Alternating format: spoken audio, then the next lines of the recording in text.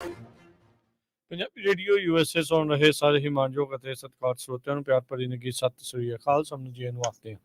ਸੋ ਦਾ programme update America 'ਚ ਆਪ ਸਭ ਦਾ ਨਿੱਘਾ ਸਵਾਗਤ ਹੈ। ਮੈਂ ਰਾਜਕਨਵੀਰ ਸਿੰਘ ਜੁੜ ਚੁੱਕੇ ਨੇ ਹਰਜੋਤ ਸਿੰਘ ਖਾਲਸਾ ਜੀ। ਹਰਜੋਤ ਸਿੰਘ ਜੀ ਨੂੰ ਸਵਾਗਤ ਹੈ ਜੀ। ਸਤਿ ਸ੍ਰੀ ਅਕਾਲ ਜੀ।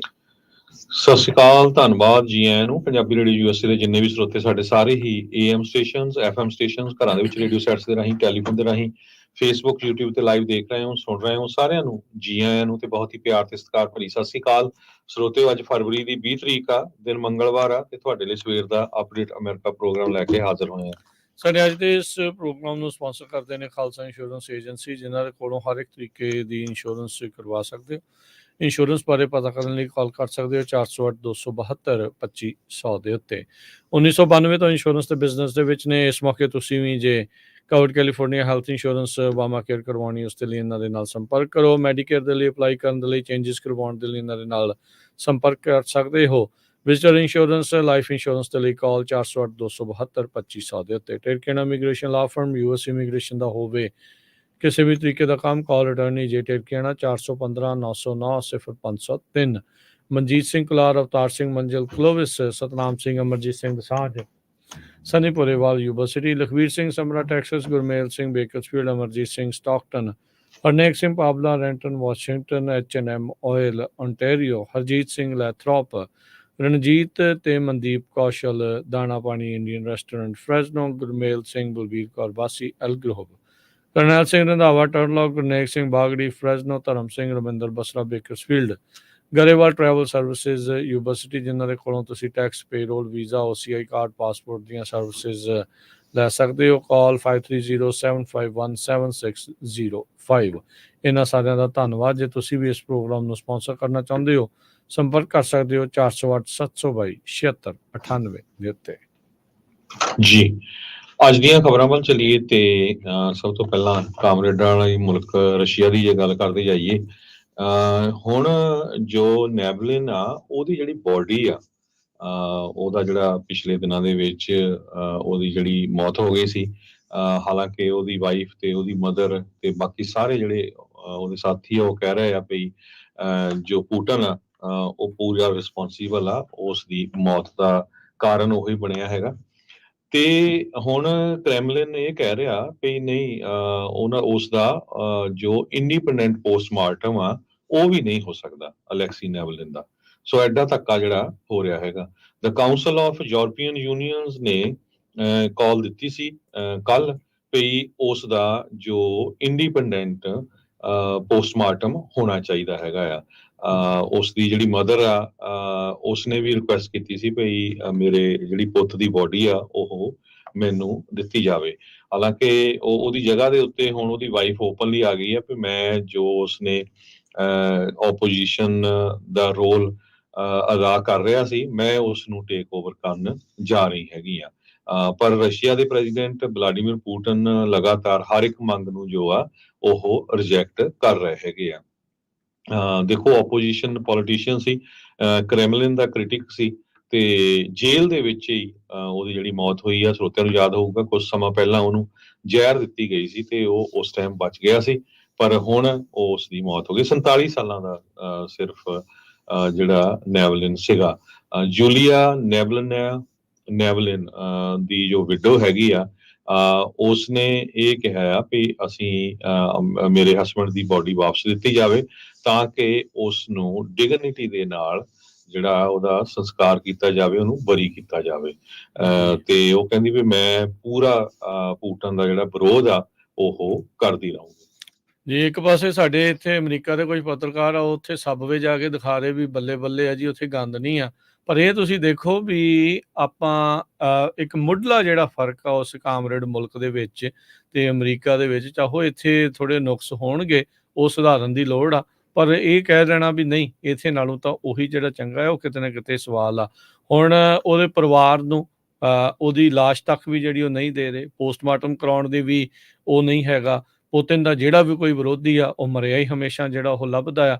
ਇੱਥੋਂ ਤੱਕ ਕਿ ਅਲੈਕਸੀ ਦੇ ਹੱਕ ਦੇ ਵਿੱਚ ਕੋਈ ਬੋਲਣ ਵਾਲੇ ਜਿਹੜੇ ਲੋਕ ਸੀਗੇ, ਉਹਨਾਂ ਨੂੰ 300 ਤੋਂ ਵੱਧ ਉਹਨਾਂ ਨੇ ਗ੍ਰਿਫਤਾਰੀਆਂ ਜਿਹੜੀਆਂ ਉੱਥੇ ਕਰ ਲਈਆਂ, ਜਿਹੜੇ ਥਾਂ ਥਾਂ ਦੇ ਉੱਤੇ ਕੋਸ਼ਿਸ਼ ਕਰ ਰਹੇ ਸੀਗੇ ਵੀ ਇਸ ਨੂੰ ਸ਼ਰਧਾਂਜਲੀ ਜਿਹੜੀ ਉਹ ਭੇਟ ਕਰ ਸਕੀਏ। 9-10 ਮਿੰਟ ਦੀ ਉਸ ਇਹਦੀ ਘਰਵਾਲੀ ਨੇ ਉਹ ਹੁਣ ਦਿੱਤਾ ਆ, ਬਿਆਨ ਦਿੱਤਾ ਹੈ, ਉਹਦੀ ਮਾਂ ਨੇ ਬਿਆਨ ਦਿੱਤਾ ਆ ਵੀ ਸਾਨੂੰ ਜਿਹੜੀ ਉਹਦੀ ਲਾਸ਼ ਤੱਕ ਵੀ ਨਾ ਦਿਖਾ ਰਹੇ ਆ ਤੇ ਨਾ ਉਹ ਦੇ ਰਹੇ ਹੈਗੇ ਆ। ਸੋ ਕੁਛ ਹਫ਼ਤਿਆਂ ਦੇ ਵਿੱਚ ਪੁਤਿਨ ਦੀਆਂ ਉੱਥੇ ਇਲੈਕਸ਼ਨ ਆ, ਉਹਨੇ ਉਮਰ ਭਰ ਦੇ ਲਈ ਉੱਥੇ ਦਾ ਰਾਸ਼ਟਰਪਤੀ ਜਿਹੜਾ ਉਹ ਬਣ ਜਾਣਾ ਹੈ। ਸੋ ਇਹ ਸਾਰਾ ਕੁਛ ਜਿਹੜਾ ਉੱਥੇ ਚੱਲ ਰਿਹਾ ਆ, ਪਰ ਇੱਥੇ ਪਰੋਸਣ ਦੀ ਕਿਤੇ ਨਾ ਕਿਤੇ ਕੋਸ਼ਿਸ਼ ਕੀਤੀ ਜਾ ਰਹੀ ਆ ਵੀ ਰੂਸ ਦੇ ਜਿਹੜੇ ਖਾਸੇ ਫਰੈਂਡ ਆ ਜਿਹੜੇ, ਉਹ ਇੱਦਾਂ ਸ਼ੋਅ ਕਰਨ ਜਾ ਰਹੇ ਆ ਵੀ ਇਸ ਮੁਲਕ ਇਹ ਤਾਂ ਮੁਲਕ ਬਹੁਤ ਵਧੀਆ ਹੈ, ਪੁਤਿਨ ਤਾਂ ਬੜਾ ਚੰਗਾ ਬੰਦਾ ਹੈ, ਉਹ ਤਾਂ ਬੜਾ ਫਰੈਂਡ ਆ ਜੀ, ਇਹ ਹੈ ਤੇ ਉਹ ਹੈ। ਪਰ ਇਹ ਦੇਖਣ ਵਾਲੀ ਗੱਲ ਆ। ਉਧਰ ਵਾਈਟ ਹਾਊਸ ਨੇ ਅਜੇ ਅਨਾਊਂਸ ਕੀਤਾ ਆ ਵੀ ਇਹਨਾਂ ਦੇ ਉੱਤੇ, ਰਸ਼ੀਆ ਦੇ ਉੱਤੇ ਹੋਰ ਬਹੁਤ ਸਾਰੀਆਂ ਜਿਹੜੀਆਂ ਸੈਂਕਸ਼ਨਸ ਆ ਉਹ ਲਾਈਆਂ ਜਾਣਗੀਆਂ। ਆਉਂਦੇ ਸ਼ੁੱਕਰਵਾਰ ਨੂੰ ਇਹ ਜਿਹੜੇ ਨਵੇਂ ਸੈਂਕਸ਼ਨ ਦਾ ਜਿਹੜਾ ਪੈਕੇਜ ਆ ਉਹ ਐਲਾਨਿਆ ਜਾਵੇਗਾ। ਜਿਹੜੇ ਕਮਿਊਨੀਕੇਸ਼ਨ ਐਡਵਾਈਜ਼ਰ ਜੌਨ ਕਰਬੀ ਆ ਨੈਸ਼ਨਲ ਸਿਕਿਉਰਿਟੀ ਦੇ, ਉਹਨਾਂ ਨੇ ਇਹ ਐਲਾਨ ਜਿਹੜਾ ਉਹ ਕੀਤਾ ਆ।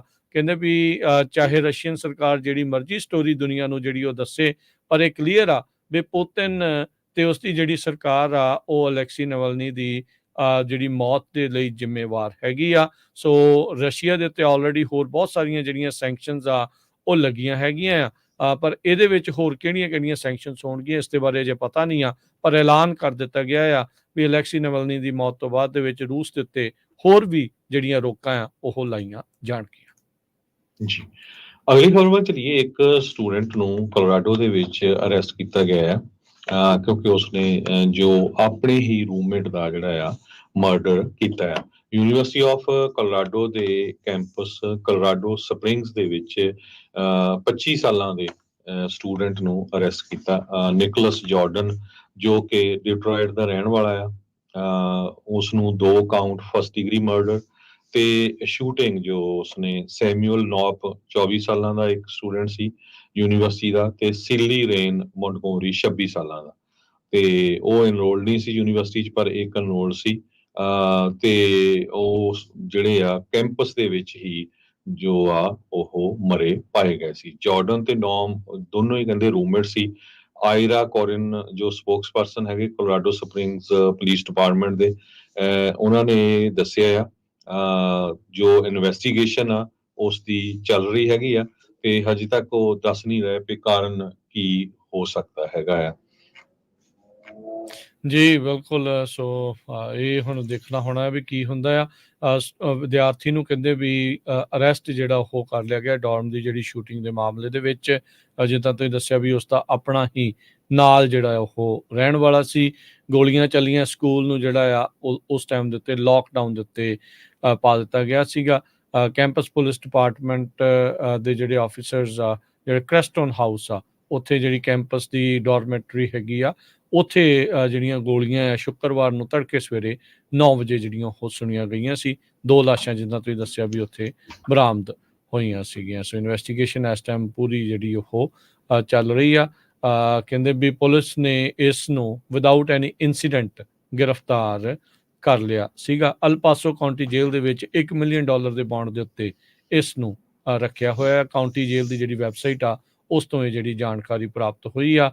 ਜਾਰਡਨ ਕਹਿੰਦੇ ਵੀ ਆਪਣੀ ਕਾਰ ਦੇ ਵਿੱਚ ਹੀ ਕੈਂਪਸ ਤੋਂ ਤਕਰੀਬਨ 3 ਮੀਲ ਦੂਰ ਕੱਲ ਮੰਡੇ ਮਾਰਨਿੰਗ ਜਿਹੜਾ ਉਹ ਦੇਖਿਆ ਗਿਆ ਸੀ, ਜਿਸ ਤੋਂ ਬਾਅਦ ਦੇ ਵਿੱਚ ਉਸ ਨੂੰ ਗ੍ਰਿਫਤਾਰ ਕਰ ਲਿਆ ਗਿਆ ਸੀ। ਨੌਪ ਤੇ ਮੌਂਟਗੋਮਰੀ ਦੀ ਮੌਤ ਦੇ ਉੱਤੇ ਕੈਂਪਸ ਦੇ ਵਿੱਚ ਕਹਿੰਦੇ ਵੀ ਗਮਗੀਨ ਮਾਹੌਲ ਆ। 11,000 ਵਿਦਿਆਰਥੀ, 2,000 ਫੈਕਲਟੀ ਤੇ ਸਟਾਫ ਇੱਥੇ ਜਿਹੜਾ ਉਹ ਕੰਮ ਕਰਦਾ ਸੀ ਤੇ ਨਿਆਣੇ ਪੜ੍ਹਦੇ ਸੀ।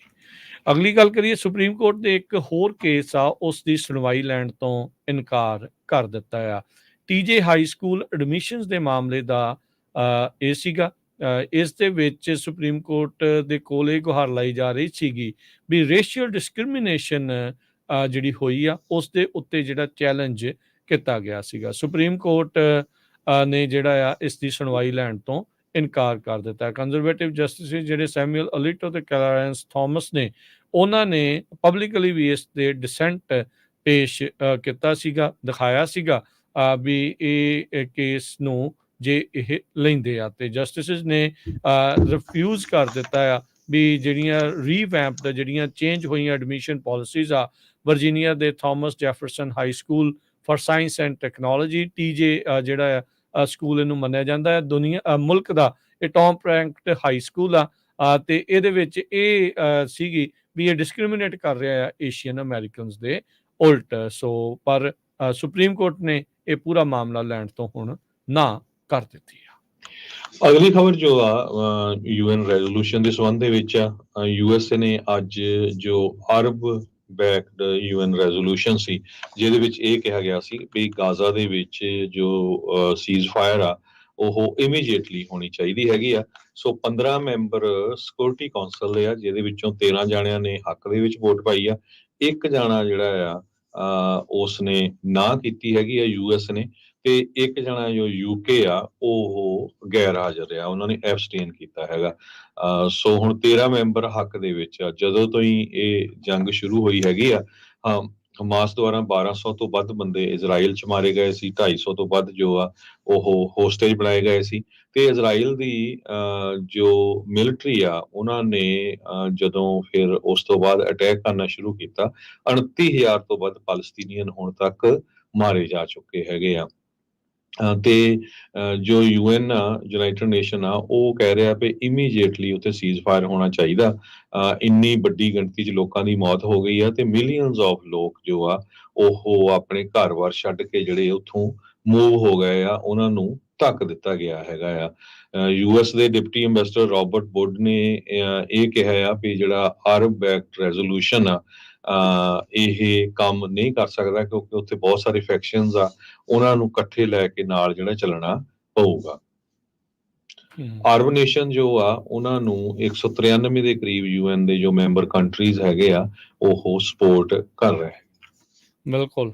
ਸੋ ਯੂਐਸ ਨੇ ਜਿਹੜਾ ਇੱਕ ਵਾਰੀ ਫਿਰ ਇੱਕ ਅਜਿਹੇ ਰੈਜ਼ੋਲੂਸ਼ਨ ਨੂੰ ਵੀਟੋ ਕੀਤਾ ਆ, ਪਰ ਨਾਲ ਦੀ ਨਾਲ ਖਬਰ ਇਹ ਵੀ ਆ ਰਹੀ ਸੀ ਵੀ ਇਹ ਇੱਕ ਆਪ ਇੱਕ ਰੈਜ਼ੋਲੂਸ਼ਨ ਲਿਆਉਣ ਦੀ ਜਿਹੜੀ ਉਹ ਕੋਸ਼ਿਸ਼ ਕਰ ਰਹੇ ਆ, ਜਿਸ ਦੇ ਵਿੱਚ ਇਹ ਵਰਡਿੰਗ ਜਿਹੜੀ ਉਹ ਲਿਖੀ ਜਾ ਰਹੀ ਆ ਵੀ ਜਲਦ ਤੋਂ ਜਲਦ ਸੀਜ਼ ਫਾਇਰ ਹੋਵੇ ਪ੍ਰੈਕਟੀਕਲੀ, ਜਦੋਂ ਵੀ ਇਸ ਨੂੰ ਜਿਹੜਾ ਲਿਆਂਦਾ ਜਾ ਸਕਦਾ ਹੈਗਾ ਆ। ਸੋ ਹੁਣ ਦੇਖੋ ਅੱਗੇ ਕੀ ਬਣਦਾ ਆ। ਉਧਰ ਇੰਟਰਨੈਸ਼ਨਲ ਕੋਰਟ ਆਫ ਜਿਹੜਾ ਜਸਟਿਸ ਹੈਗਾ ਆ ਹੇਗ ਦੇ ਵਿੱਚ 52 ਮੁਲਕ ਜ਼ਿਰਾ ਕਰਨਗੇ ਜਿਹੜੇ ਪੈਲਸਤੀਨੀਆਂ ਦਾ ਉਸ ਧਰਤੀ ਦੇ ਉੱਤੇ ਹੱਕ ਹੈਗਾ ਆ ਜਾਂ ਨਹੀਂ ਹੈਗਾ, ਉਸ ਨੂੰ ਜਿਹੜਾ ਉਹ ਲੈ ਕੇ ਇਹ ਇੱਕ ਵੱਡੀਆਂ ਜਿਹੜੀਆਂ ਚੇਂਜਿਸ ਆ ਉਹ ਆਪਾਂ ਨੂੰ ਦੇਖਣ ਜਾ ਰਹੀਆਂ ਆ। ਰਹਿ ਕੇ ਕਿਤੇ ਕਿਤੇ ਕੋਈ ਮੁਲਕ ਜਿਹੜਾ ਉਹ ਬੋਲ ਰਿਹਾ ਆ ਵੀ ਜੋ ਪੈਲਸਤੀਨ ਦੇ ਨਾਲ ਉੱਥੇ ਹੋ ਰਿਹਾ ਆ ਉਹ ਕਿਤੇ ਨਾ ਕਿਤੇ ਧੱਕਾ ਆ। ਨਿਤਨਿਆਹੂ ਨੇ ਸਾਰਿਆਂ ਹੀ ਇਹਨਾਂ ਇੰਸਟੀਟਿਊਸ਼ਨ ਨੂੰ ਛਿੱਕੇ ਟੰਗਿਆ। ਉਹ ਕਹਿੰਦਾ ਵੀ ਮੈਂ ਕਿਸੇ ਦੀ ਵੀ ਨਹੀਂ ਮੰਨਦਾ,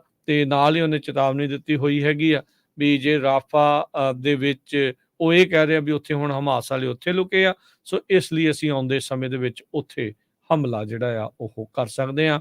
ਗਰਾਊਂਡ ਇਨਵੇਜਨ ਜਲਦ ਹੀ ਕਹਿੰਦੇ ਰਾਫਾ ਬਾਰਡਰ ਦੇ ਉੱਤੇ ਜਿਹੜਾ ਮਿਸਰ ਤੇ ਪੈਲਸਤੀਨ ਦੇ ਦਰਮਿਆਨ ਹੈਗਾ ਆ ਵੀ ਉੱਥੇ ਵੀ ਗਰਾਊਂਡ ਇਨਵੇਜਨ ਜਿਹੜੀ ਉਹ ਸ਼ੁਰੂ ਹੋ ਸਕਦੀ ਹੈਗੀ ਆ। ਜੀ, ਅਗਲੀ ਖਬਰ ਵੱਲ ਚਲੀਏ ਤੇ ਯੂਐਸ ਦੀ ਜੋ ਸੁਪਰੀਮ ਕੋਰਟ ਆ ਉਹ ਹੁਣ ਅਪ੍ਰੈਲ ਮਹੀਨੇ ਦੇ ਵਿੱਚ ਡਿਸਾਈਡ ਕਰੂਗੀ ਵੀ ਜੋ ਸ਼ਹਿਰ ਆ, ਸਿਟੀਜ਼ ਹੈਗੇ ਆ, ਉਹ ਹੋਮਲੈਸ ਕੈਂਪਾਂ ਨੂੰ ਕਲੀਅਰ ਕਰ ਸਕਦੇ ਆ ਕਿ ਨਹੀਂ। ਇਹ ਇੱਕ ਬਹੁਤ ਵੱਡਾ ਕਹਿੰਦੇ ਮੇਜਰ ਕੇਸ ਹੈਗਾ ਆ ਜੋ ਸ਼ਹਿਰਾਂ ਨੂੰ ਕਿਸ ਤਰ੍ਹਾਂ ਹੋਮਲੈਸਨੈਸ ਨੂੰ ਮੈਨੇਜ ਕਰਨਾ ਆ ਉਸ ਨੂੰ ਰੀਸ਼ੇਪ ਕਰੂਗਾ। ਲੀਗਲ ਇਸ਼ੂ ਇਹ ਆ ਵੀ ਜੋ ਲੋਕ ਬਾਹਰ ਸੌਂਦੇ ਹੈਗੇ ਆ, ਜਿੱਥੇ ਕੋਈ ਸ਼ੈਲਟਰ ਅਵੇਲੇਬਲ ਨਹੀਂ ਹੈਗਾ, ਉਹਨਾਂ ਨੂੰ ਫਾਈਨ ਕੀਤਾ ਜਾ ਸਕਦਾ ਹੈ ਕਿ ਨਹੀਂ।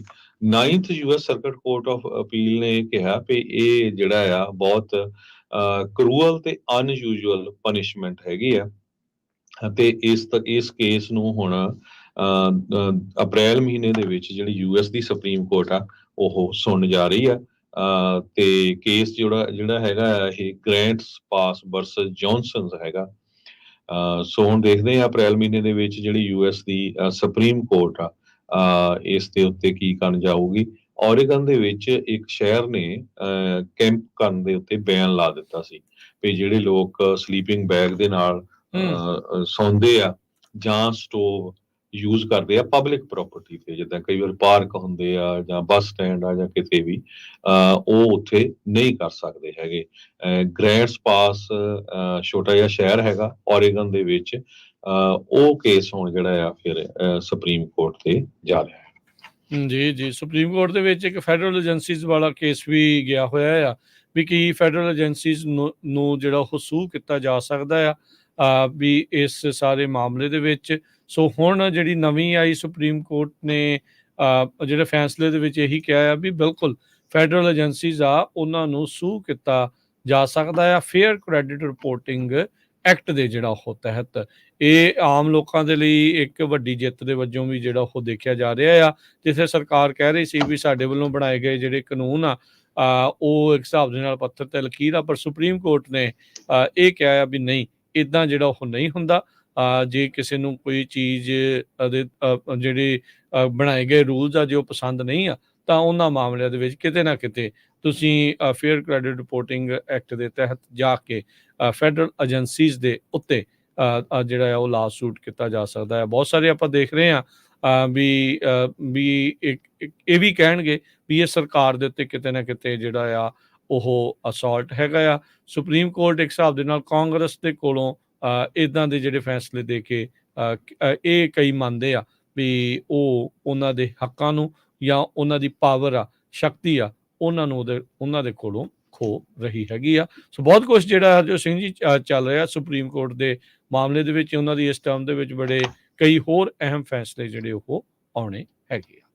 ਇੱਕ ਬ੍ਰੇਕ ਦਾ ਵਕਤ ਆ। ਬ੍ਰੇਕ ਤੋਂ ਬਾਅਦ ਦੇ ਵਿੱਚ ਵਾਲ ਸਟਰੀਟ ਜਰਨਲ ਨੇ ਮੋਦੀ ਤੇ ਕਿਸਾਨਾਂ ਦੇ ਬਾਰੇ ਇੱਕ ਵਿਸ਼ੇਸ਼ ਜਿਹੜਾ ਉਹ ਆਰਟੀਕਲ ਲਿਖਿਆ ਆ। ਉਸ ਦੇ ਬਾਰੇ ਆਪਾਂ ਜਿਹੜੀ ਉਹ ਚਰਚਾ ਕਰਾਂਗੇ ਵੀ ਇੰਡੀਆ ਦਾ ਸਭ ਤੋਂ ਸ਼ਕਤੀਸ਼ਾਲੀ ਜਿਹੜਾ ਪੋਲੀਟੀਸ਼ੀਅਨ ਆ ਉਹ ਕਿਸਾਨਾਂ ਦੇ ਅੱਗੇ ਕੀ ਕਹਿ ਰਿਹਾ ਆ, ਕੀ ਹੋ ਰਿਹਾ ਹੈ, ਵਾਲ ਸਟਰੀਟ ਜਰਨਲ ਕੀ ਆਖਦੀ ਹੈ ਇਸ ਪੂਰੇ ਮਾਮਲੇ ਦੇ ਬਾਰੇ, ਉਸ ਦੇ ਬਾਰੇ ਆਪਾਂ ਡਿਸਕਸ ਕਰਾਂਗੇ। ਮਿਲਦੇ ਹਾਂ ਇੱਕ ਬ੍ਰੇਕ ਤੋਂ ਬਾਅਦ।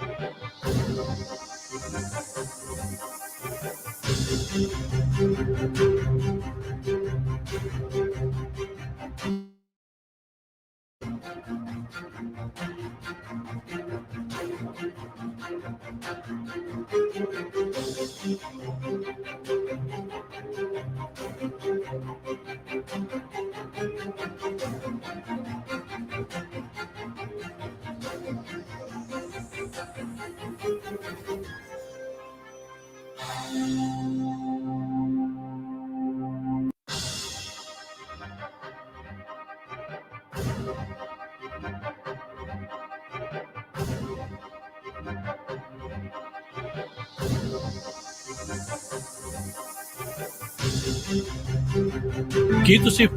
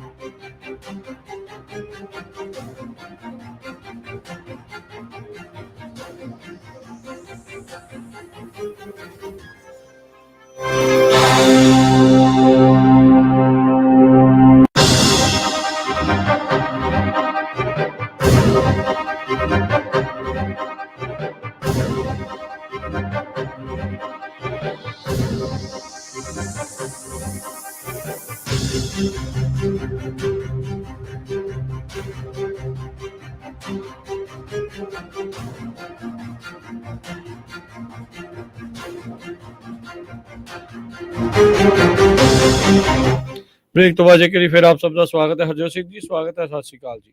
ਸਤਿ ਸ਼੍ਰੀ ਅਕਾਲ, ਧੰਨਵਾਦ ਜੀ ਆਇਆਂ ਨੂੰ। ਅਗਲੀ ਖਬਰ ਵੱਲ ਚੱਲੀਏ। ਜਿਸ ਤਰ੍ਹਾਂ ਆਪਾਂ ਪਹਿਲਾਂ ਤੁਹਾਡੇ ਨਾਲ ਸਾਂਝੀ ਕੀਤੀ ਸੀ, ਅੱਜ ਵਾਲ ਸਟਰੀਟ ਜਰਨਲ ਨੇ ਬਹੁਤ ਵੱਡਾ ਆਰਟੀਕਲ ਛਾਪਿਆ ਹੈਗਾ ਇੰਡੀਆ ਦੇ ਵਿੱਚ, ਜੋ ਆਪਣੇ ਭਰਾ ਪ੍ਰੋਟੈਸਟ ਕਰ ਰਹੇ ਹੈਗੇ ਆ।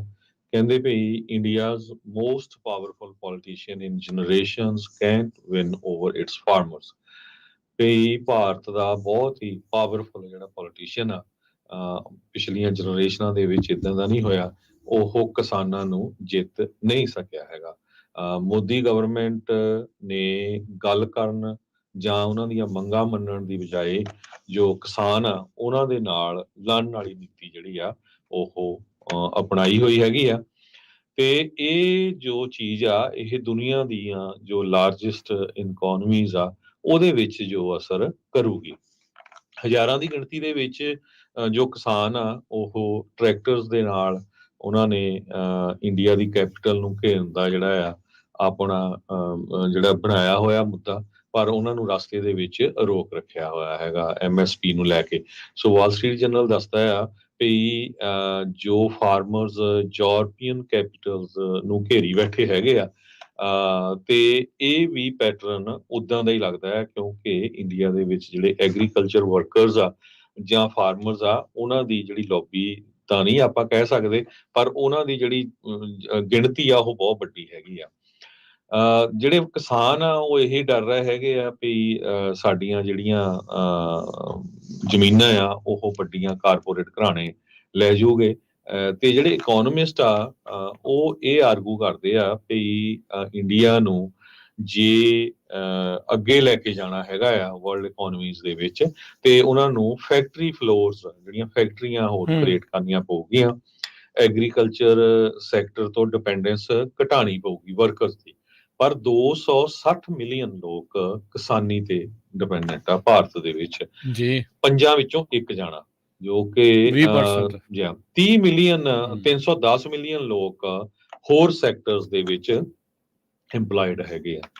ਕਹਿੰਦੇ ਜੀਡੀਪੀ ਉੱਦਾਂ ਐਗਰੀਕਲਚਰ ਦੀ ਜੀਡੀਪੀ ਘਟੀ ਆ, ਜਿਹੜੀ ਉਹਦੇ ਵਿੱਚ 18% ਅਜੇ ਵੀ ਜਿਹੜੀ ਐਗਰੀਕਲਚਰ ਆ ਉਹ ਜੀਡੀਪੀ ਇੰਡੀਆ ਦੀ ਉਹਦੇ ਲਈ ਹੈਗੀ ਆ, ਪਰ ਨਾਨ ਫਾਰਮ ਜੌਬਸ ਕਹਿੰਦੇ ਵੀ ਉਨੀ ਤੇਜ਼ੀ ਦੇ ਨਾਲ ਐਕਸਪੈਂਡ ਨਹੀਂ ਹੋ ਰਹੀਆਂ। ਚਾਈਨਾ 'ਚ ਕਹਿੰਦੇ ਵੀ ਇਹੀ ਕੁਝ ਹੋ ਰਿਹਾ, ਲੋਕ ਫਾਰਮ ਛੱਡ ਕੇ ਸ਼ਹਿਰਾਂ ਵੱਲ ਨੂੰ ਜਿਹੜੇ ਜਾ ਰਹੇ ਆ, ਪਰ ਉੱਥੇ ਨੌਕਰੀਆਂ, ਪਰ ਮੋਦੀ ਦੀ ਇਸ ਭਾਰਤ ਦੇ ਵਿੱਚ ਇਹ ਸਾਰੀਆਂ ਕੁਛ ਨਹੀਂ ਹੈ, ਚਾਹੇ ਉਹ ਕਹਿਣ ਨੂੰ ਜੋ ਮਰਜ਼ੀ ਜਿਹੜਾ ਆ ਉਹ ਆਖੀ ਜਾਵੇ। ਸੋ ਇਹ ਸਾਰਾ ਕੁਛ ਇਸ ਟਾਈਮ ਹੋ ਰਿਹਾ ਆ। ਕਹਿੰਦੇ ਵੀ ਫਾਰਮ ਐਕਸਪਰਟਸ ਮੰਨਦੇ ਆ ਵੀ ਸਰਕਾਰ ਦੇ ਦੁਆਰਾ ਮਿਸਕੈਲਕੂਲੇਸ਼ਨ ਹੋਈ ਆ, ਵੀ ਉਹ ਸਹੀ ਤਰੀਕੇ ਦੇ ਨਾਲ ਮੁਲਾਂਕਣ ਨਹੀਂ ਕਰ ਸਕੇ ਤੇ ਤੇਜ਼ੀ ਦੇ ਨਾਲ ਉਹਨਾਂ ਨੇ ਵਧਣ ਦੀ ਕੋਸ਼ਿਸ਼ ਕੀਤੀ, ਬਗੈਰ ਸੂਬਿਆਂ ਨੂੰ, ਬਗੈਰ ਫਾਰਮਰਸ ਨੂੰ ਕੰਸਲਟ ਕੀਤੇ ਬਗੈਰ, ਤੇ ਉਹਦੇ ਕਰਕੇ ਕਹਿੰਦੇ ਵੀ ਆਪਾਂ ਦੇਖਿਆ ਸੀ ਜਿਹੜਾ ਪਿਛਲਾ ਵੀ ਪ੍ਰੋਟੈਸਟ ਹੋਇਆ ਸੀ, ਹਜ਼ਾਰਾਂ ਹੀ ਲੱਖਾਂ ਜਿਹੜੇ ਫਾਰਮਰਸ ਆ ਸਾਲ ਤੋਂ ਵੱਧ ਤਕਰੀਬਨ ਦਿੱਲੀ ਦੀਆਂ ਬਰੂਹਾਂ ਦੇ ਉੱਤੇ ਬੈਠੇ ਰਹੇ ਸੀਗੇ, ਤੇ ਕਹਿੰਦੇ ਵੀ ਬਹੁਤ ਘੱਟ ਹੋਇਆ ਵੀ ਮੋਦੀ ਨੂੰ ਕਦੀ ਕੋਈ ਆਪਣਾ ਲੈਜਿਸਲੇਸ਼ਨ ਆ ਜਾਂ ਆਰਡੀਨੈਂਸ ਆ ਉਹ ਵਾਪਸ ਲੈਣਾ ਪਿਆ ਹੋਵੇ।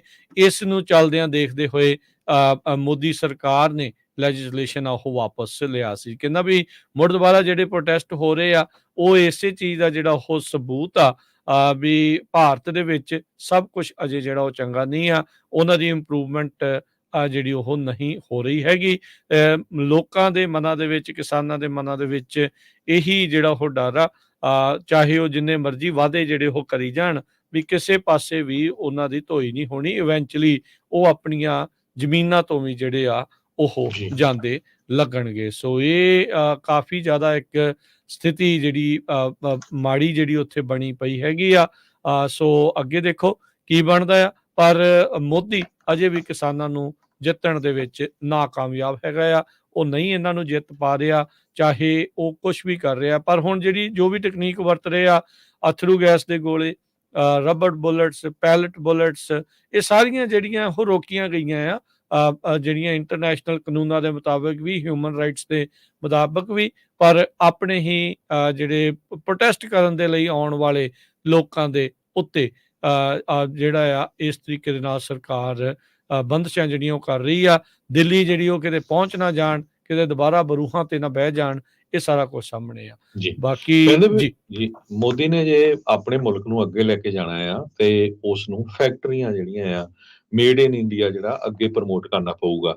ਪਰ ਪਿਛਲੇ 10 ਸਾਲਾਂ ਦੇ ਵਿੱਚ ਪ੍ਰਧਾਨ ਮੰਤਰੀ ਇੰਡੀਆ ਦੇ ਜੋ ਨਰਿੰਦਰ ਮੋਦੀ ਆ, ਉਹ ਵੱਖ-ਵੱਖ ਮੁਲਕਾਂ 'ਚ ਇਸ ਤਰ੍ਹਾਂ ਜਾਂਦੇ ਆ, ਸ਼ੋਅ ਕਰਦੇ ਆ ਵੀ ਸ਼ਾਇਦ ਪੂਰੀ ਦੁਨੀਆ ਦੇ ਮੁਲਕ ਜਿਹੜੇ ਆ ਉਹਨਾਂ ਤੋਂ ਬਿਨਾਂ ਜਿਹੜੇ ਨਹੀਂ ਚੱਲ ਸਕਦੇ ਹੈਗੇ। ਇੰਡੀਆ 'ਚ ਇਹ ਕੁਝ ਸ਼ੋਅ ਕੀਤਾ ਜਾਂਦਾ, ਉੱਥੇ ਦਾ ਜੋ ਗੋਦੀ ਮੀਡੀਆ ਉਹਦੇ ਵੱਲੋਂ।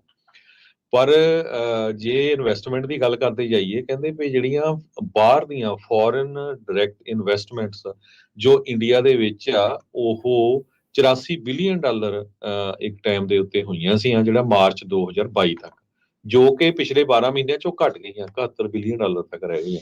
ਸੋ ਵਧਣ ਦੀ ਬਜਾਏ ਘਟਿਆ ਹੈਗਾ। ਸੋ ਇਹ ਜਿਹੜਾ ਵਾਲ ਸਟਰੀਟ ਜਰਨਲ ਆ, ਇਹਨਾਂ ਨੇ ਬਹੁਤ ਵਧੀਆ ਆਰਟੀਕਲ ਲਿਖਿਆ, ਉਹਦੇ 'ਚ ਸਾਰੀਆਂ ਉਹਨੀ ਪਿਕਚਰਸ ਲਾਈਆਂ, ਜਿਹੜੇ ਆਪਣੇ ਕਿਸਾਨ ਆ ਕਿਸ ਤਰ੍ਹਾਂ ਵਿਚਾਰੇ ਉਹਨਾਂ ਦੇ ਲੱਗੀਆਂ ਗੋਲੀਆਂ ਬੈਠੇ ਆ, ਕਿਸ ਤਰ੍ਹਾਂ ਸਾਰੇ ਇਕੱਠੇ ਹੋ ਕੇ ਅਰਦਾਸਾਂ ਕਰ ਰਹੇ ਹੈਗੇ ਆ, ਉਹ ਵੀ ਬਹੁਤ ਵਧੀਆ ਜਿਹੜੀਆਂ ਉਹਨੀ ਪਿਕਚਰਸ ਲਾਈਆਂ।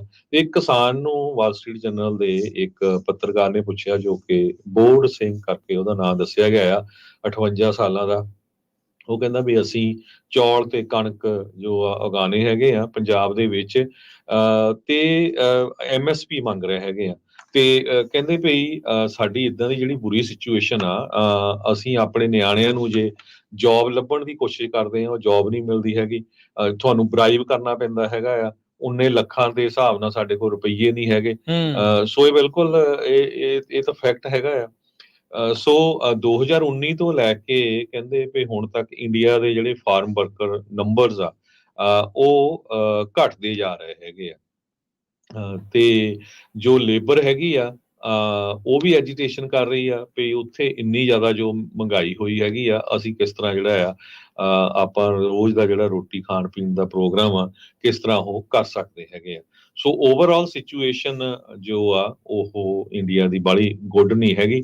ਪਰ ਜੇ ਕੋਈ ਆਪਣੇ ਹੱਕਾਂ ਦੀ ਮੰਗ ਮੰਗਦਾ ਆ, ਤੇ ਉਸ ਨੂੰ ਜਿਹੜਾ ਆ ਗੋਲੀਆਂ ਮਾਰੀਆਂ ਜਾਂਦੀਆਂ ਆ।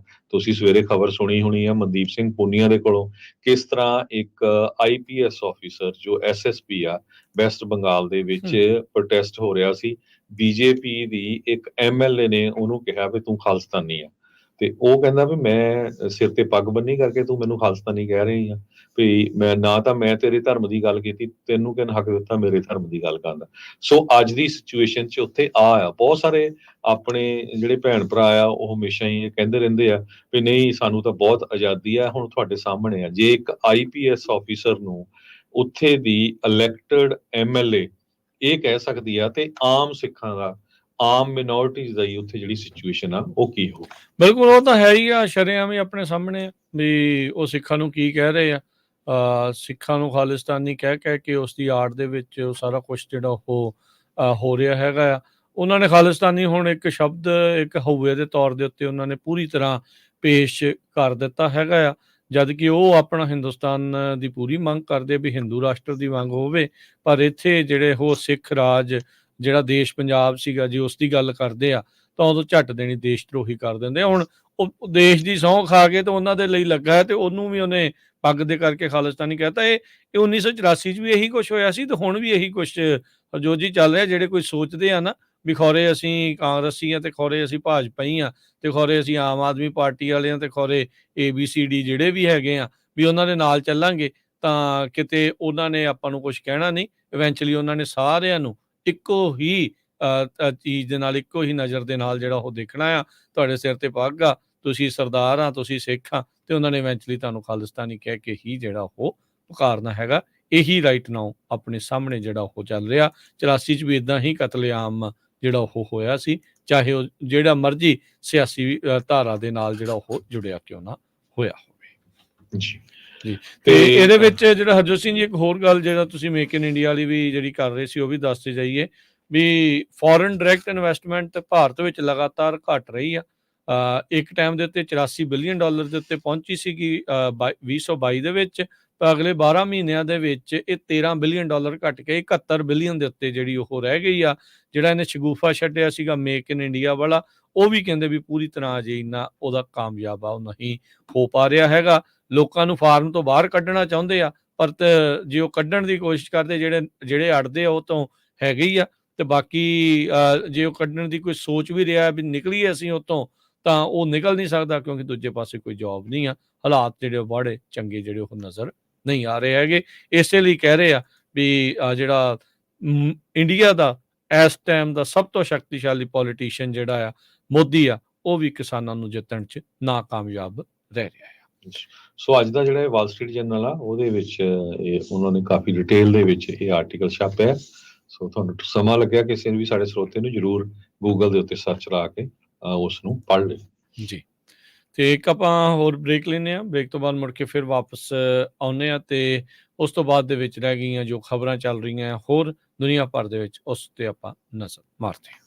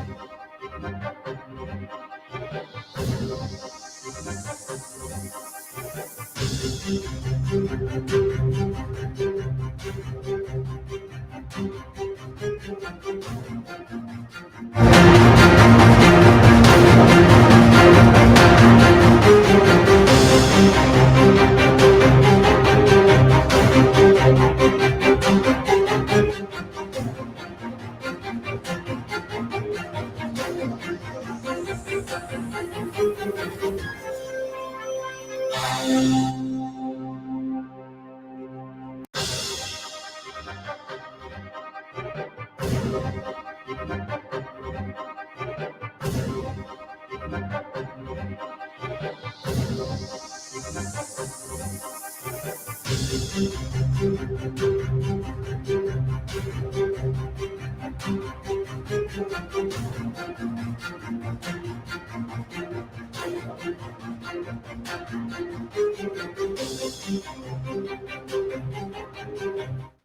ਤੋਂ ਬਾਅਦ ਇੱਕ ਵਾਰੀ ਫਿਰ ਆਪ ਸਭ ਦਾ ਸਵਾਗਤ ਹੈ। ਸੋਤੇ ਪ੍ਰੋਗਰਾਮ ਚੱਲ ਰਿਹਾ ਜੀ ਅਪਡੇਟ ਅਮਰੀਕਾ। ਹਰਜੋਤ ਸਿੰਘ ਜੀ ਸਵਾਗਤ ਹੈ, ਸਤਿ ਸ਼੍ਰੀ ਅਕਾਲ ਜੀ। ਸਤਿ ਸ਼੍ਰੀ ਅਕਾਲ, ਧੰਨਵਾਦ ਜੀ ਆਇਆਂ ਨੂੰ। ਤੇ ਅਗਲੀ ਜਿਹੜੀ ਆ ਆਪਾਂ ਕੈਲੀਫੋਰਨੀਆ ਦੇ ਵਿੱਚ ਇਲੈਕਸ਼ਨਸ ਹੋਣ ਜਾ ਰਹੀਆਂ ਆ ਤੇ ਤੁਹਾਡੇ ਘਰਾਂ ਦੇ ਵਿੱਚ ਆਲਰੇਡੀ ਬੈਲਟਸ ਆ ਗਏ ਆ। ਬਹੁਤ ਸਾਰੇ ਕੈਂਡੀਡੇਟ ਸਿਟੀ ਕੌਂਸਲ ਲਈ, ਮੇਅਰ ਲਈ, ਸੈਨੇਟ ਦੇ ਲਈ, ਜੋ ਕੈਲੀਫੋਰਨੀਆ ਦੀ ਸੈਨੇਟ ਦੀ ਸੀਟ ਵੀ ਹੈਗੀ ਆ, ਹੋਰ ਕਈ ਪ੍ਰੋਪੋਜੀਸ਼ਨਾਂ ਇਸ ਵਾਰ ਹੈਗੀਆਂ ਆ। ਤੁਸੀਂ ਦੇਖਿਆ ਹੋਊਗਾ ਵੀ ਪਿਛਲੇ ਕੁਝ ਦਿਨਾਂ ਦੇ ਵਿੱਚ ਪ੍ਰੋਪੋਜੀਸ਼ਨ 47 ਨੂੰ ਲੈ ਕੇ ਬਹੁਤ ਸਾਰੇ ਜਿਹੜੇ ਪੋਲੀਟੀਸ਼ੀਅਨ ਆ, ਖਾਸ ਕਰਕੇ ਡੈਮੋਕ੍ਰੇਟ ਬੜੇ ਐਕਟਿਵ ਹੋਏ ਫਿਰਦੇ ਹੈਗੇ ਆ। ਸਰੋਤਿਆਂ ਨੂੰ ਯਾਦ ਹੋਊਗਾ ਵੀ ਪਿਛਲੇ ਜੂਨ ਮਹੀਨੇ ਦੇ ਵਿੱਚ ਪਿਛਲੇ ਸਾਲ ਜਦੋਂ 553 ਬਿੱਲ ਦਾ ਓਪੋਜੀਸ਼ਨ ਹੋਈ ਸੀ, ਉਹ ਫਿਰ ਵੀ ਜਿਹੜਾ ਬਿੱਲ ਆ ਉਹ ਪਾਸ ਹੋ ਗਿਆ, ਸੈਨੇਟ ਬਿੱਲ। ਵੀ ਤੁਸੀਂ ਜਿਹੜੇ ਚੋਰ ਕਰਦੇ ਆ, ਚੋਰੀ ਕਰਦੇ ਸ਼ਾਪ ਲਿਫਟਰਸ ਆ, ਉਹਨਾਂ ਨੂੰ ਕਨਫਰੰਟ, ਉਹਨਾਂ ਨਾਲ ਫਸ ਨਹੀਂ ਸਕਦੇ ਹੈਗੇ।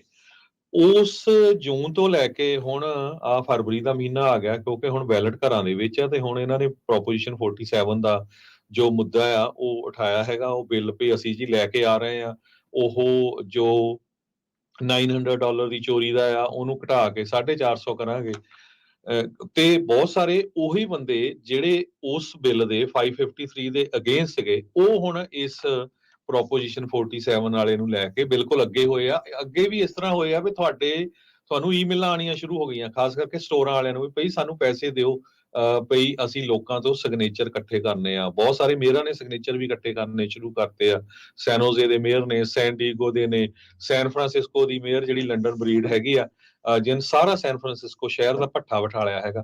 ਸੋ ਹੁਣ ਤੁਹਾਨੂੰ ਇਹ ਧਿਆਨ ਚ ਰੱਖੋ ਵੀ ਇਹ ਉਹੀ ਬੰਦੇ ਆ, ਸਿਰਫ ਤੁਹਾਡਾ ਜਿਹੜਾ ਧਿਆਨ ਆ ਉਹ ਡਿਵਰਟ ਕਰਨਾ ਚਾਹੁੰਦੇ ਵੀ ਹੁਣ ਇਲੈਕਸ਼ਨ ਆ ਗਈਆਂ, ਹੁਣ ਅਸੀਂ ਜੀ ਆਹ ਪ੍ਰੋਪੋਜੀਸ਼ਨ ਲੈ ਕੇ ਆ ਰਹੇ ਆ, ਸਾਨੂੰ ਡੋਨੇਸ਼ਨ ਵੀ ਦਿਓ ਤੇ ਨਾਲੇ ਸਾਨੂੰ ਵੋਟਾਂ ਵੀ ਪਾਓ। ਗੱਲ ਇਹ ਨਹੀਂ ਆ ਵੀ 900 ਤੋਂ $450 ਘਟਾਉਣ ਦੀ ਪ੍ਰੋਪੋਜੀਸ਼ਨ 47 ਦੀ। ਗੱਲ ਇਹ ਆ ਵੀ ਜੋ ਟੈਕਸਸ ਸਟੇਟ ਆ ਉੱਥੇ $2500 ਹੈ ਇਹ ਲਿਮਿਟ, ਪਰ ਟੈਕਸਸ ਸਟੇਟ ਦੇ ਵਿੱਚ ਤੁਸੀਂ ਕਦੇ ਦੇਖਿਆ ਵੀ ਉੱਥੇ ਸਮੈਸ਼ ਐਂਡ ਗ੍ਰੈਬ ਹੋਇਆ ਹੋਵੇ ਤੇ ਇੰਨੀਆਂ ਜ਼ਿਆਦਾ ਰੋਬਰੀਆਂ ਹੋਈਆਂ ਹੋਣ? ਓਕਲੈਂਡ ਸ਼ਹਿਰ ਦੇ ਵਿੱਚ ਇੱਕ ਪੰਜਾਬੀ ਦੇ 7-11 ਚ 12 ਮਹੀਨਿਆਂ ਚ 38 ਵਾਰੀ ਰੋਬਰੀ ਹੋਈ ਆ, 38 ਟਾਈਮਸ। ਹੁਣ ਉਹ ਬੰਦਾ ਕਿੱਥੇ ਸਰਵਾਈਵ ਕਰੂਗਾ ਤੁਸੀਂ ਦੱਸੋ? ਇੰਸ਼ੋਰੈਂਸ ਉਹਨੂੰ ਮਿਲਣੀ ਨਹੀਂ ਹੈ ਜਿੱਥੇ ਇੰਨੀ ਵਾਰੀ ਰੋਬਰੀਆਂ ਹੋਈਆਂ। ਤੇ ਉਹ ਕਿਹੜੀ ਇੰਸ਼ੋਰੈਂਸ ਕੰਪਨੀ ਜਿਹੜੀ ਪਾਗਲ ਹੋਊਗੀ ਉਹ ਇਦਾਂ ਦੇ ਬਿਜ਼ਨਸ ਦੀ ਇੰਸ਼ੋਰੈਂਸ ਕਰੂਗੀ? ਸੋ ਜਿੰਨੇ ਵੀ ਜਿਹੜੇ ਸਾਡੇ ਸਰੋਤੇ ਸੁਣਦੇ ਆ, ਇੱਕ ਦੂਜੇ ਦੇ ਕਹੇ ਨਾ ਵੋਟਾਂ ਪਾਓ। ਆਪਾਂ ਨਹੀਂ ਕਹਿੰਦੇ ਵੀ ਤੁਸੀਂ ਕਿਹਨੂੰ ਵੋਟ ਪਾਓ, ਡੈਮੋਕ੍ਰੇਟ ਪਾਓ, ਰਿਪਬਲਿਕਨ ਪਾਓ, ਇਹਨੂੰ ਪਾਓ, ਪਰ ਸਟੱਡੀ ਜ਼ਰੂਰ ਕਰਿਆ ਕਰੋ ਵੀ ਕਿਹੜੀ ਪ੍ਰੋਪੋਜੀਸ਼ਨ ਆ, ਕਿਹੜਾ ਬੰਦਾ ਕਿੱਥੇ ਤੁਹਾਡੇ ਬਿਜ਼ਨਸ ਦੇ ਨਾਲ ਖੜਦਾ ਹੈ, ਕਿਹੜਾ ਬੰਦਾ ਤੁਹਾਡੇ ਮੁਲਕ ਦੇ ਨਾਲ ਖੜਦਾ ਹੈ, ਕਿਹੜਾ ਬੰਦਾ ਜਿਹੜੇ ਤੁਹਾਡੇ ਇਸ਼ੂਜ਼ ਆ ਉਹਨਾਂ ਦੇ ਨਾਲ ਖੜਦਾ ਹੈਗਾ। ਸੋ ਇਹ ਬਹੁਤ ਧਿਆਨ ਰੱਖਣ ਵਾਲੀ ਗੱਲ ਹੈਗੀ ਆ। ਅਨਫੋਰਚੂਨੇਟ ਪਾਰਟ ਇਹ ਆ ਵੀ ਅਸੀਂ ਇੱਕ ਦੂਜੇ ਦੇ ਕਹੇ ਵੋਟਾਂ ਪਾ ਦਿੰਦੇ ਹੈਗੇ ਆ, ਦੇਖਦੇ ਨਹੀਂ ਹੈ। ਬਾਅਦ ਦੇ ਵਿੱਚ ਜਦੋਂ ਫਿਰ ਆਪਾਂ ਰੌਲਾ ਪਾਉਂਦੇ ਆ, ਆਪਾਂ ਉਹ 553 ਨੂੰ ਦੇਖ ਕੇ ਦੇਖ ਲਓ ਵੀ ਕਿੰਨਾ ਰੌਲਾ ਪਾਇਆ ਸੀ। ਸੋ ਗੱਲ ਇਹ ਆ ਵੀ ਹਰ ਸ਼ਹਿਰ ਦੇ ਜਿਹੜੇ ਡਿਸਟ੍ਰਿਕਟ ਅਟਾਰਨੀ ਆ ਉਹ ਸਟਰੋਂਗ ਕਿੱਦਾਂ ਚੁਣਨੇ ਆ ਤੁਸੀਂ? ਜੇ ਸਟਾਕਟਨ ਦਾ ਡਿਸਟ੍ਰਿਕਟ ਅਟਾਰਨੀ ਸਟਰੋਂਗ ਨਾ ਹੁੰਦਾ ਤੇ ਜਿਹੜੇ ਆਪਣੇ ਪੰਜਾਬੀ ਮੂਲ ਦੇ ਦੋ ਮੁੰਡੇ ਜਿਨ੍ਹਾਂ ਨੇ ਉੱਥੇ ਇੱਕ ਚੋਰ ਨੂੰ ਕੁੱਟਿਆ ਸੀ ਤੇ ਉਹ ਮੁੰਡੇ ਅੰਦਰ ਹੋਣੇ ਸੀ। ਸੋ ਡਿਸਟ੍ਰਿਕਟ ਅਟਾਰਨੀ ਤੇ ਜਿਹੜਾ ਮੇਅਰ ਸੀ ਉਹਨੂੰ ਕਿਹਾ ਵੀ ਨਹੀਂ, ਇਹ 11 ਦਿਨ ਲਗਾਤਾਰ ਬੰਦਾ ਚੋਰੀ ਕਰਦਾ ਰਿਹਾ, ਅੱਕ ਕੇ 11ਵੇਂ ਦਿਨ ਉਹਨਾਂ ਨੇ ਉਹ ਬੰਦੇ ਨੂੰ ਕੁੱਟਿਆ ਹੈਗਾ। ਸੋ ਜਿੱਥੇ ਜਿੱਥੇ ਵੀ ਤੁਹਾਡੇ ਡਿਸਟ੍ਰਿਕਟ ਅਟਾਰਨੀਜ਼ ਦੀ ਇਲੈਕਸ਼ਨ ਹੋ ਰਹੀ ਆ, ਉਹ ਤੁਸੀਂ ਉਹ ਦੇਖੋ ਵੀ ਉਹ ਜਿਹੜੇ ਲਾਜ਼ ਹੈਗੇ ਆ, ਚਾਹੇ $900 ਚੋਰੀ ਵਾਲਾ ਵੀ ਆ। ਹੁਣ ਗੱਲ ਤਾਂ ਇਹ ਹੈ ਵੀ $900 ਤੱਕ ਵੀ ਮਿਸਡਮੀਨਰ ਚਾਰजेस ਆ, ਪਰ ਕੋਈ ਵੀ ਪੁਲਿਸ ਵਾਲਾ ਉਹ ਮਿਸਡਮੀਨਰ ਚਾਰजेस ਨਹੀਂ ਲਾਦਾ ਹੈਗਾ। ਉਹ ਕਹਿੰਦਾ ਵੀ ਨਹੀਂ, ਇਹ ਤਾਂ ਫੇਰ ਮੁੜ ਕੇ ਕੋਰਟ ਦੇ ਵਿੱਚ ਫੇਰ ਉਦਾਂ ਹੀ ਡਿਸਮਿਸ ਹੋ ਜਾਣਾ, ਉਹਨੂੰ ਕੋਈ ਚੱਜ ਨਾਲ ਫੋਲੋ ਅਪ ਨਹੀਂ ਹੋਣਾ ਹੈਗਾ। ਜੇ ਡਿਸਟ੍ਰਿਕਟ ਅਟਾਰਨੀ ਸਟਰੋਂਗ ਹੋਊਗਾ, ਜਿੱਦਾਂ ਸੈਕਰਾਮੈਂਟੋ ਦਾ ਡਿਸਟ੍ਰਿਕਟ ਅਟਾਰਨੀ ਆ, ਉਹ ਸਿਟੀ ਨੂੰ ਵੀ, ਸਿਟੀ ਦੇ ਮੇਅਰ ਨੂੰ, ਸਿਟੀ ਦੀ ਕੌਂਸਲ ਨੂੰ ਖਿੱਚ ਕੇ ਲੈ ਗਿਆ ਕੋਰਟ ਦੇ ਵਿੱਚ ਵੀ ਭਈ ਤੁਸੀਂ ਜੇ ਸਾਡੇ ਘਰ ਦੇ ਮੂਹਰੇ ਇੱਕ ਬੈਗ ਗਾਰਬੇਜ ਦਾ ਪਿਆ ਹੋਵੇ ਤੇ ਤੁਸੀਂ ਸਾਈਟੇਸ਼ਨ ਜਾਰੀ ਕਰ ਦਿੰਦੇ ਆ, ਤੇ ਤੁਸੀਂ ਸ਼ਹਿਰ ਦੇ ਵਿੱਚ ਸਾਰੇ ਗੰਦ ਪਾਇਆ ਪਿਆ, ਜਿੰਨੇ ਵੀ ਤੁਹਾਡੇ ਸ਼ਹਿਰ ਦੇ ਪਾਰਕ ਹੈਗੇ ਆ ਉੱਥੇ ਤੁਸੀਂ ਦੇਖੋ ਵੀ ਕਿੰਨੇ ਕਿੰਨੇ ਟੈਂਟ ਲੱਗੇ ਹੋਏ ਹੈਗੇ ਆ, ਤੇ ਤੁਹਾਨੂੰ ਜਿਹੜਾ ਫਾਈਨ ਕੌਣ ਦਊਗਾ? ਸੋ ਡਿਸਟ੍ਰਿਕਟ ਅਟਾਰਨੀ ਆਪਣੇ ਆਪਣੇ ਸ਼ਹਿਰ ਦਾ, ਆਪਣੇ ਆਪਣੇ ਜਿਹੜੇ ਤੁਹਾਡੀ ਕਾਉਂਟੀ ਦਾ ਹੈਗਾ, ਉਹ ਮੇਕ ਸ਼ੋਰ ਕਰੋ। ਕੈਂਡੀਡੇਟਸ ਨੂੰ ਸਟੱਡੀ ਜ਼ਰੂਰ ਕਰਿਆ ਕਰੋ, ਥੋੜਾ ਬਹੁਤਾ ਟਾਈਮ ਕਰੋ। ਜੇ ਆਪਣਾ ਬਿਜ਼ਨਸ ਤੁਸੀਂ ਕਰ ਰਹੇ ਆ, ਆਪਾਂ ਮੁਲਕ ਜੇ ਨਹੀਂ ਵੀ ਬਿਜ਼ਨਸ ਕਰਦੇ, ਜੌਬ ਵੀ ਕਰਦੇ ਹੈਗੇ ਆ, ਬਹੁਤ ਸਾਰੇ ਇਸ਼ੂਜ਼ ਤੁਹਾਡੇ ਸਕੂਲ ਨੂੰ ਅਫੈਕਟ ਕਰਦੇ ਆ, ਤੁਹਾਡੇ ਪਾਰਕਸ ਨੂੰ ਅਫੈਕਟ ਕਰਦੇ ਹੈਗੇ ਆ। ਸੋ ਉਹ ਕੱਲੇ ਜਿਹੜੇ ਇਸ਼ੂਜ਼ ਆ ਪੜ੍ਹਿਆ ਕਰੋ। ਤੇ ਲੱਕਲੀ ਇਹ ਆ ਵੀ ਕੈਲੀਫੋਰਨੀਆ ਦੇ ਬਹੁਤ ਸਾਰੀਆਂ ਕਾਉਂਟੀ 'ਚ ਪੰਜਾਬੀ 'ਚ ਵੀ ਜਿਹੜੇ ਵੈਲਟਸ ਹੈਗੇ ਆ, ਜਾਂ ਉਹਨਾਂ ਦੀ ਜਿਹੜੀ ਐਕਸਪਲੇਨੇਸ਼ਨ ਆ, ਉਹ ਜਿਹੜੀ ਬੁਲੇਟਿਨ ਆਉਂਦੀ ਹੈਗੀ ਆ, ਬੁੱਕ ਇੱਥੇ ਮੇਰੇ ਸਾਹਮਣੇ ਪਈ ਨਹੀਂ ਮੈਂ ਤੁਹਾਨੂੰ ਦਿਖਾ ਦਿੰਦਾ ਸਰ, ਉਹ ਪੰਜਾਬੀ ਦੇ ਵਿੱਚ ਵੀ ਆਈ ਹੈਗੀ ਆ। ਸੋ ਉਹਨਾਂ ਨੂੰ ਧਿਆਨ ਦੇ ਨਾਲ ਪੜ੍ਹਿਆ ਕਰੋ। ਇੱਕ ਦੂਜੇ ਨੂੰ ਸੁਣ ਕੇ ਨਾ ਗੱਲ ਕਰੋ। ਇਹ ਦੇਖੋ ਵੀ ਕਿਹੜਾ ਬੰਦਾ ਜਿਹੜਾ ਆ ਉਹ ਤੁਹਾਡੀਆਂ ਜਿਹੜੀਆਂ ਅਮਰੀਕਨ ਵੈਲਿਊਜ਼ ਦੇ ਉੱਤੇ ਤੁਹਾਡੇ ਲਈ ਖੜੂਗਾ। ਸੋ ਉਸ ਬੰਦੇ ਨੂੰ ਹੀ, ਉਸ ਪ੍ਰੋਪੋਜੀਸ਼ਨ ਨੂੰ ਜਿਹਦਾ ਸਾਨੂੰ ਫਾਇਦਾ ਹੋਊਗਾ, ਉਹਦੀ ਜਿਹੜੀ ਸਪੋਰਟ ਕਰੋ। ਜੀ ਬਿਲਕੁਲ। ਸੋ ਹੁਣ ਸੈਨ ਡਿਏਗੋ ਕਾਉਂਟੀ ਦਾ ਜਿਹੜਾ ਮੇਅਰ ਆ, ਉਹਨੇ ਵੀ ਇਸ ਪ੍ਰੋਪ 47 ਦੇ ਹੱਕ ਦੇ ਵਿੱਚ ਛਾਲ ਜਿਹੜੀ ਉਹ ਮਾਰੀ ਆ। ਪਹਿਲਾਂ ਪੂਰਾ ਹੀ ਆਵਾ ਉਤਣ ਦਿੱਤਾ, ਤੇ ਹੁਣ ਜਿਹੜਾ ਇਹ ਸਾਰਾ ਕੁਛ ਜਿਹੜਾ ਉਹ ਚੱਲ ਰਿਹਾ ਹੈ। ਹਰਜੋਤ ਸਿੰਘ ਜੀ, ਨਵੰਬਰ 2014 ਦੀ ਗੱਲ ਆ, ਜਦੋਂ ਕੈਲੀਫੋਰਨੀਆ ਦੇ ਜਿਹੜੇ ਵੋਟਰਸ ਆ, ਉਦੋਂ ਉਹਨਾਂ ਨੇ ਅਪਰੂਵ ਜਿਹੜਾ ਉਹ ਕੀਤਾ ਸੀਗਾ। ਸੋ ਹੁਣ ਦੇਖੋ ਅੱਗੇ ਇਸ ਦਾ ਬਣਨਾ ਕੀ ਆ, ਕੋਈ ਚੇਂਜ ਹੋ ਸਕੂਗਾ ਕਿ ਨਹੀਂ, ਕਿ ਇਹਦੇ ਵਿੱਚ ਫਿਰ ਥੋੜ੍ਹੀ ਬਹੁਤੀ ਲੀਨੀਅੰਸੀ ਤੇ ਥੋੜ੍ਹੀ ਬਹੁਤੀ ਸਟ੍ਰਿਕਟਨੈਸ, ਮਾੜੀ ਮੋਟੀ ਜਿਹੜੀ ਉਹ ਇੱਦਾਂ ਆ, ਸਲੈਪ ਔਨ ਦਾ ਰਿਸਟ ਤਾਂ ਨਹੀਂ ਜਿਹੜੀ ਉਹ ਹੋਊਗੀ।